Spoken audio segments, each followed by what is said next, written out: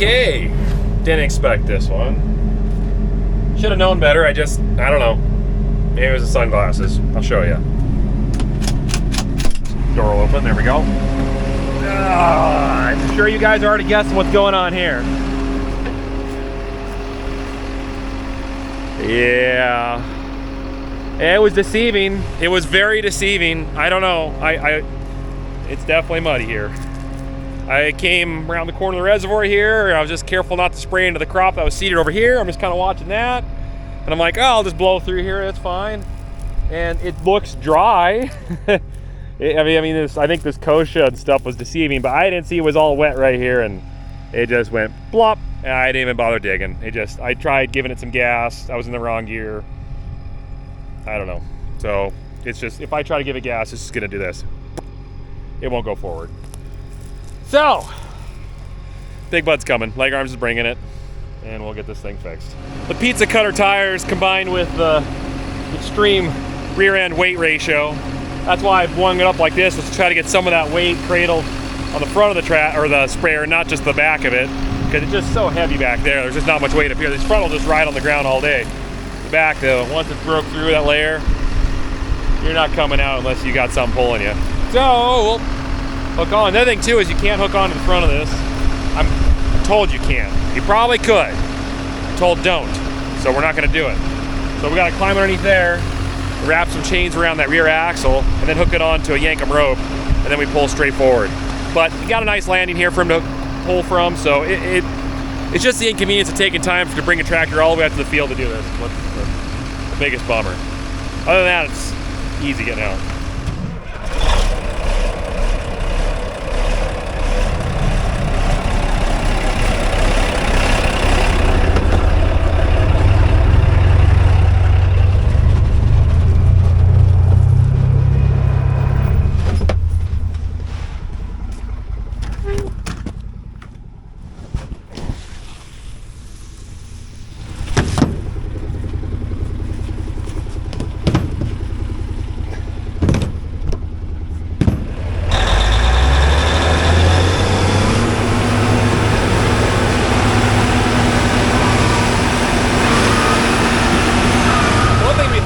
Is all that smoke is finally clearing out. That's north right there, still a little hazy. To the south, really hazy. So I can see blue skies now. That's awesome. It's been quite the fires, I guess. 1.2 million acres just around Calgary and some of that area in Alberta. It's just torching right now. So hopefully they can get some of that under control, and hopefully they get some moisture to slow down those fires. And hopefully that isn't a sign of things to come to this area that I live in, because we got a lot of mountains just west of us. And if you look at the drought forecast for the next 3 months, shows severe dry in Oregon, Washington, northern Idaho, western Montana. And that means probably some hefty fire season. So enjoy your blue sky while it lasts. Might not be there till fall.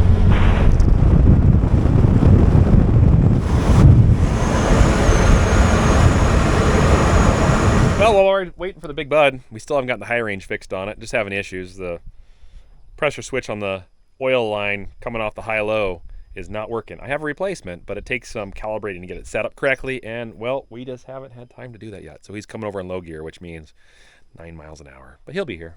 Let's get this set up. Let's get the chain on it, get it all hooked up. I'm going to use a chain on the back axle, and then I'll have the yankum rope, then attach the chain and go to the Bud. I would just do the yankum rope directly to the axle, but there isn't a good center point to hook that onto.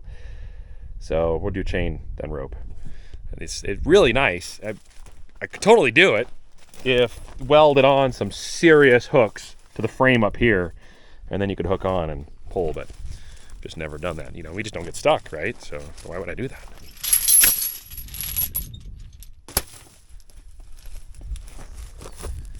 Nice landing right here for the Bud to park on. I think this will work pretty good. Now, with these recovery ropes, these kinetic recovery ropes, you're supposed to yank them. You're supposed to let the pulling tractor, you know, get a head start and run, and the rope stretches and it uses the force that's being delivered from the tractor to stretch and pull and slingshot and yank out whatever's stuck. But in this circumstance, I don't think we're gonna do that. I'm gonna tell them to put it in low gear. I'm gonna put this in low gear, and we're gonna grind out of here because I don't want to be yanking on that chain, and I don't want to be yanking on that sprayer. If it was a tractor, we would do that. For this, slow pull.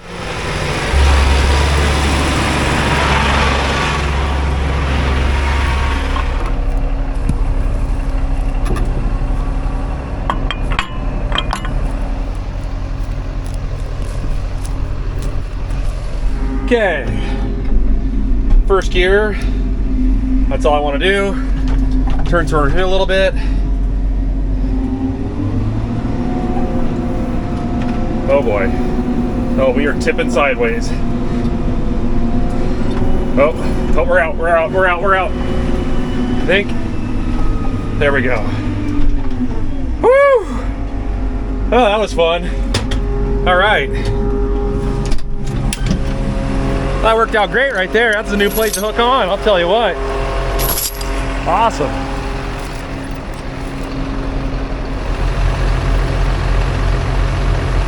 Cool beans. All right, load this up, get out of here, and get spraying again. Yeah, this left wheel fell down to the axle. You can see that universal. Yeah, it sunk. I wanted to keep the tires rotating because you don't want to just drag it. So I just had them slowly turn. There's no reason to whip them fast, but it's just so saturated here. That was all underwater probably 2 weeks ago, so yeah, my bad. All right, better go before this guy gets mad at me. Hello. Hi. See how mad he is? I'm super angry right now. I can tell. Wow. Just finished the first chem follow operation. Got a few more of those to do. This is the last for the Apache. Here on out, I think Big Brute's gonna take the lead on the chem follow with the nice weeded system. Oh, I cannot wait to use that system. I just cannot wait. A lot of this kochia we're spraying isn't dying. It's just become, it's not resistant to Roundup, it's immune to Roundup. It doesn't work anymore on it.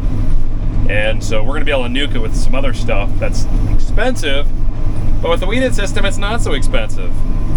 So it's gonna be amazing. I can't wait to see all this kochia die. With all that said, I'm done. 2,600 acres of chem follow, 2,300 acres of peas, a little over 5,000 acres of spring wheat.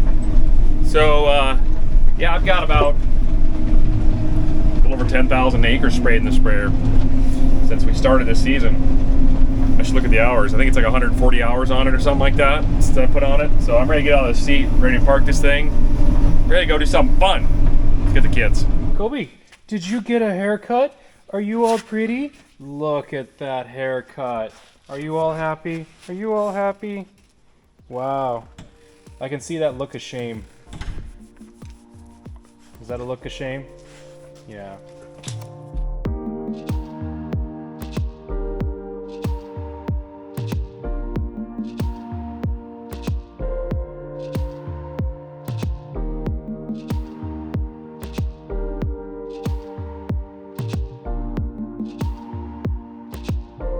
This is a sight for sore eyes.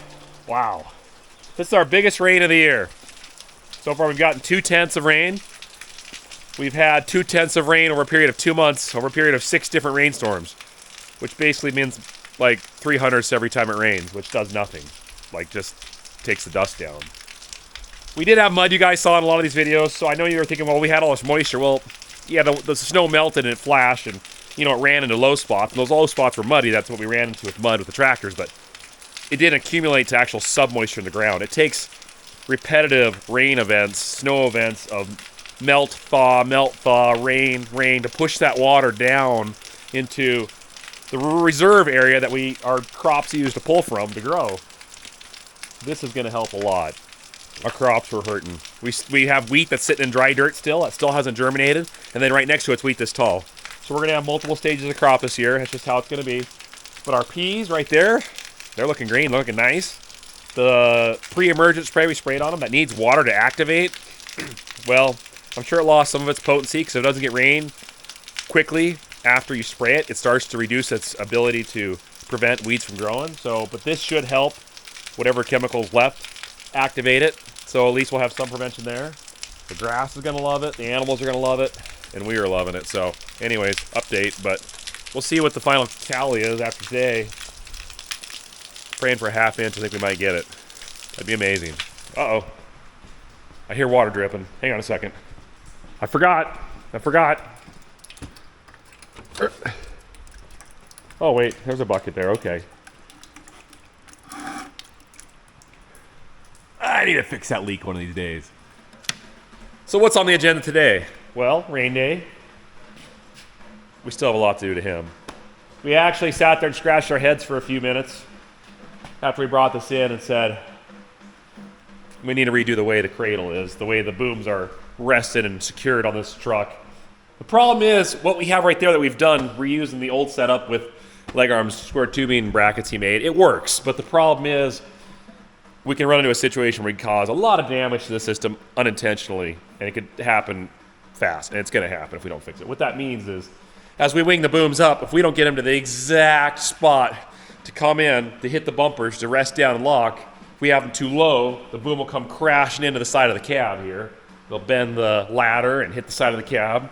Same with this side too. The air cleaner, it'll smack that and push the weed dispensers, which are a lot, into the windows. So we can't have that. That's not going to happen. Can't do that. It's going to happen if we don't fix this. So we're going to redo the way this whole system is. We're going to build similar to what they use for these Millennium booms on, say, like a Patriot or a Trident.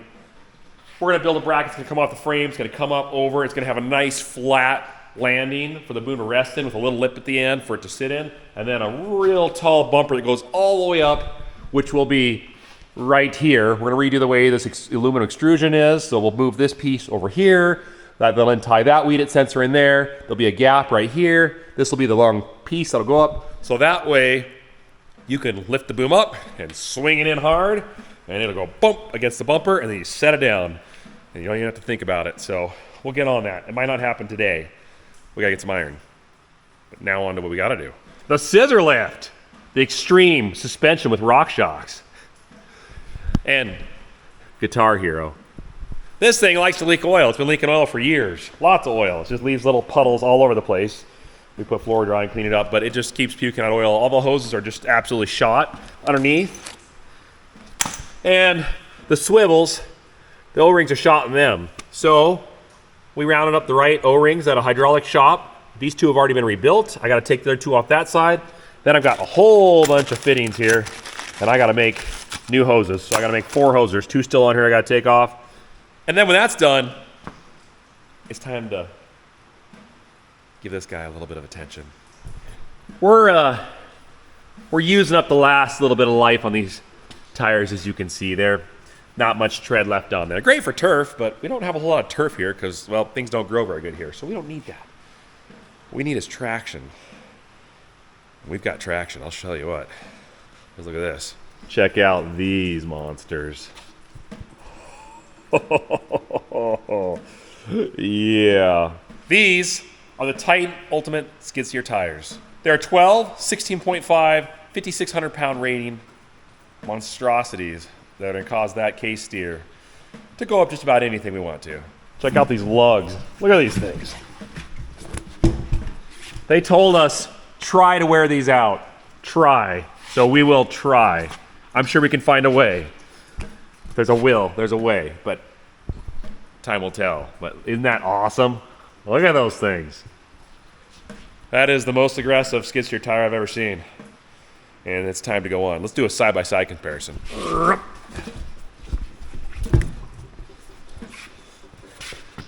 What do you think? Oh yeah. These bad boys are 44 30 seconds compared to the typical 26 30 seconds for tread depth. It's like almost double. So we'll get to that. Cue the work music, the sound effects, and whatever my editor can do to try to make it look like I'm working really hard so that you guys are thoroughly impressed.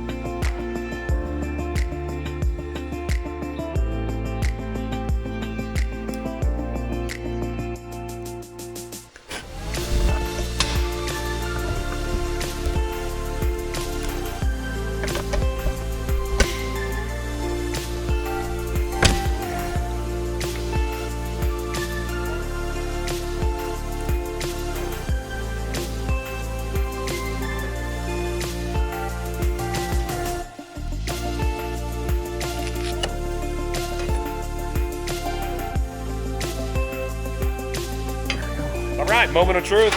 Are we gonna gush oil everywhere, or are we gonna go? I'm betting it's gonna go. It looks oily because, well, I just took it all apart, so we can't go by that, but we'll know if it gushes or not.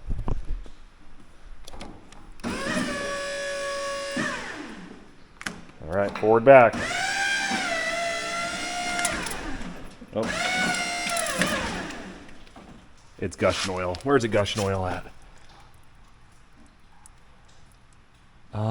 Did I not tighten that enough?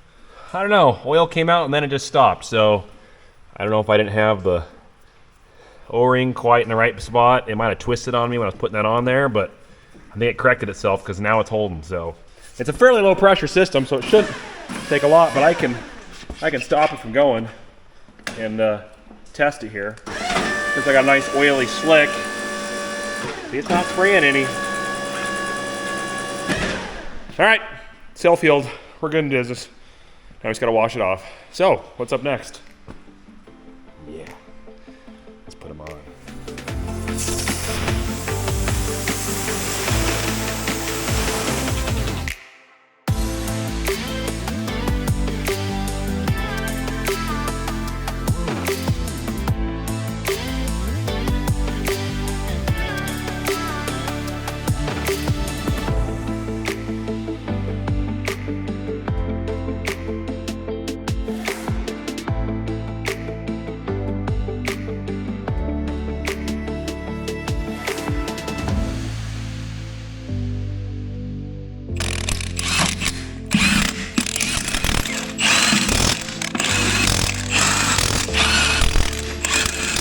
Just want to touch on something real quick. We noticed with these Ultimate SS tires, I like this a lot. Here's the old tires. This rim right here gets thrashed. That's the inside. But since skid steers are sliding sideways to turn, they're constantly shifting, which means this is skidding skid steer. This edge gets torn up and bent. These have a built-in, almost half-inch protrusion, extrusion, whatever you want to call it, of rubber that overhangs over that lip there.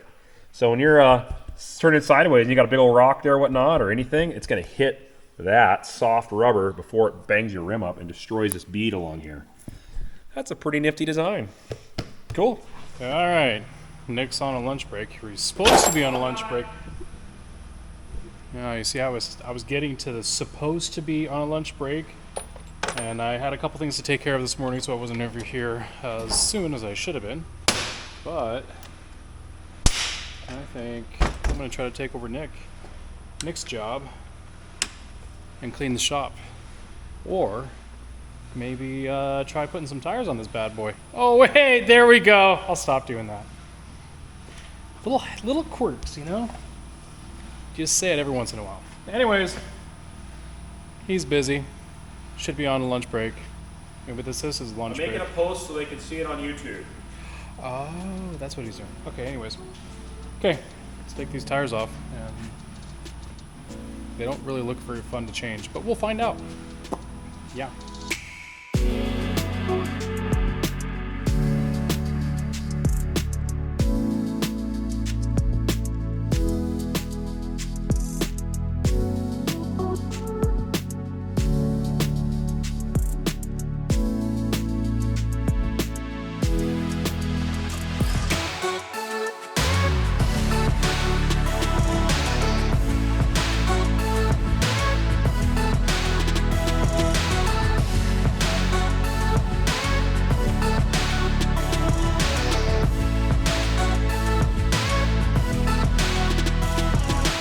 things have changed. Greening, lots of greening going on.